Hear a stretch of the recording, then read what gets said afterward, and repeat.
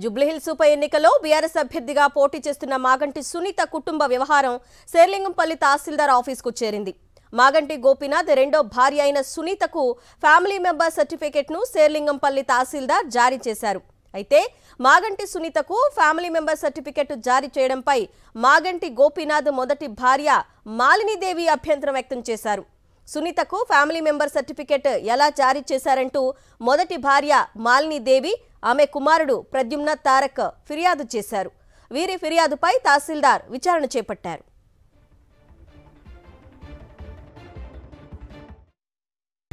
ఎందుకంటే నేను ఇంట్లో ఇక్కడ పిల్లడు అక్కడ ఉండంగానే ఇంకా చనిపోయాడో లేదో తెలియదు, వెంటిలేటర్లో ఉన్నాడు. ఒక్కసారి చూస్తానంటేనే నన్ను కన్న తల్లిని, ఆడికి 63 ఏళ్ళు, నాకు 92 ఏళ్ళు. ఏమ్మా చివరి దశలో ఇటువంటి బాధ వచ్చింది ఏంటి, పిల్లని చూస్తానంటే చూడలేకుండా చేసి 3 రోజులు మరి వెంటిలేటర్లో అట్టి పెట్టారు. నాకేంటి డాక్టర్స్ రావచ్చమ్మా అంటే నాకు తెలియదు కదా, ఆశ అనమాట. వస్తాను అక్కడే పడినా. ఈ కేటీఆర్ గారు ఒకసారి వచ్చారు. వచ్చినప్పుడు అయ్యా నన్ను ఇటు రానివ్వట్లేదు, కొంచెం చెప్పాయా అంటే గమ్మని తలుపు మూసుకుని వెళ్ళిపోయాడు. కానీ అయ్యో వస్తాను చూస్తాను ఏంటమ్మా అని మాట కూడా అడగల ఆయన. వచ్చి ఆమెతో మాట్లాడాడు. పైకి వెళ్ళి వాళ్ళు వేరే రూమ్లో ఉన్నారు, అది అక్కడ పరిగెత్తా.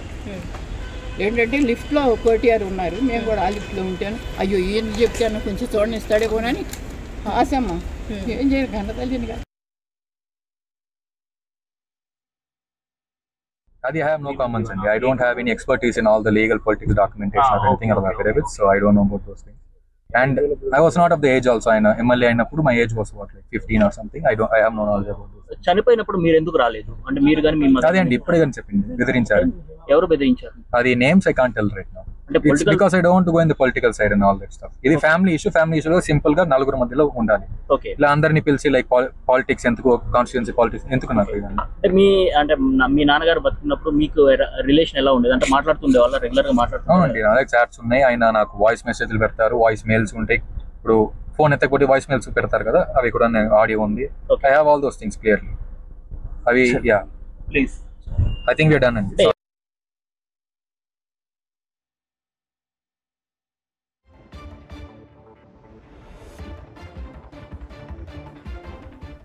మాగంటి కుటుంబ వ్యవహారం కాస్త ఇష్యూస్ కి దారితీస్తుంది. పూర్తి డీటెయిల్స్ మా ప్రతినిధి దిలీప్ అందిస్తారు. దిలీప్, జూబ్లీహిల్స్ ఉప ఎన్నిక సమయం గడువు దగ్గర పడుతున్న కొద్దీ మాగంటి కుటుంబ వ్యవహారం బీఆర్ఎస్ పార్టీకి తలనొప్పిగా మారింది. మాగంటి గోపీనాథ్ అకాలం తర్వాత ఆయన సతీమణి మాగంటి సునీతను జూబ్లీహిల్స్ ఉప ఎన్నిక బీఆర్ఎస్ అభ్యర్థిగా పార్టీ ప్రకటించింది. తనను ప్రకటించడం పట్ల కూడా ఇటు మాగంటి గోపీనాథ్ మొదటి భార్య కుమారుడు ప్రద్యుమ్న కూడా ఇటు ఈసీకి ఫిర్యాదు చేశారు. మాగంటి సునీత నామినేషన్ తిరస్కరించాలి, అంగీకరించొద్దని కూడా చెప్పిన పరిస్థితి. అప్పుడు ఎలక్షన్ కమిషన్ ఇది మీ ఫ్యామిలీ వ్యవహారం, ఏదైనా ఉంటే కోర్టులో చూసుకోవాలని చెప్పినటువంటి పరిస్థితి. అయితే ఈ అఫిడవిట్ లో మాగంటి సునీత ఫ్యామిలీ సర్టిఫికేట్ ని సబ్మిట్ చేయడంతో ఇప్పుడు మరోసారి ఎలా ఫ్యామిలీ సర్టిఫికేట్ ని ఇచ్చారంటూ కూడా మాగంటి మొదటి భార్య మాలినీదేవి తహసీల్దార్ కార్యాలయానికి వెళ్ళిన పరిస్థితి, అక్కడ కంప్లైంట్ చేసిన పరిస్థితి. దానిపైన వివరణ ఇచ్చేందుకు ఇవాళ మొదటి భార్య మాగంటి మాలినీదేవితో పాటు అలాగే మాగంటి గోపీనాథ్ మదర్ మహానంద కుమార్ కూడా నోటీసు ఇవ్వడంతో పాటు మాగంటి సునీత కూడా శేర్లింగంపల్లి తహసీల్దార్ నుంచి నోటీసు రావడం జరిగింది. ఇవాళ తహసీల్దార్ ముందు ఇరువురు వారి వాదనలు వినిపించే పరిస్థితి కనిపిస్తోంది. ఇటు మాలినీదేవితో పాటు కుమారుడు ప్రద్యుమ్న తారక్ కూడా వాళ్ళ తహసీల్దార్ కార్యాలయం చేయకుండా, అలాగే మాగంటి సునీత తరఫు కూడా వాళ్ళ చిన్న కూతురు దిశ, అలాగే లిఖిత లలితారెడ్డి హాజరయ్యారు.